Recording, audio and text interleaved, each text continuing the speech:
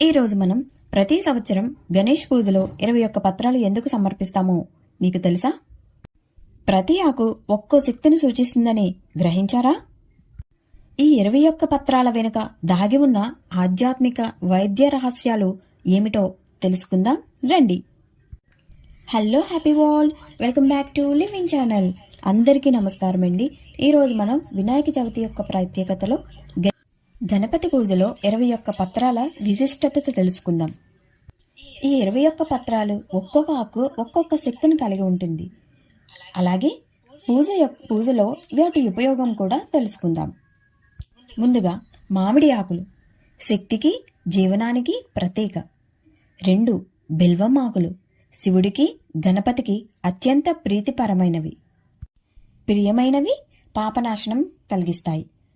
3 ఉమ్మెత్తు ఆకులు శత్రునాశనం, రక్షణ కోసం. 4 దర్భగడ్డి పవిత్రత, యాగంలో తప్పనిసరి. అలాగే విఘ్నేశ్వరుడికి ఈ దర్భగడ్డి అంటే అత్యంత ప్రీతం. 5 గన్నేరు ఆకులు దుష్టశక్తి నాశనం, శాంతినిస్తుంది.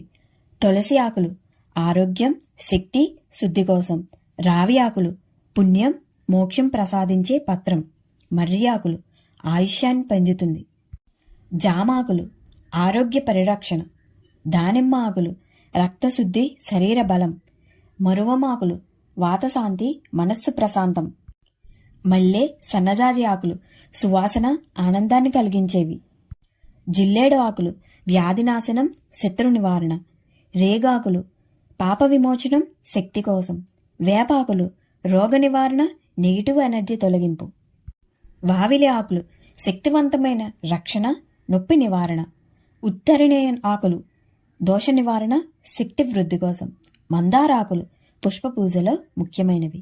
అర్జునాకులు హృదయం, ఆరోగ్యం, ధైర్యానికి సంకేతం. విష్ణుకాంత ఆకులు జ్ఞానం, బుద్ధి వృద్ధి కోసం. దేవదారు ఆకులు శాంతి, రక్షణ, శుద్ధి కోసం.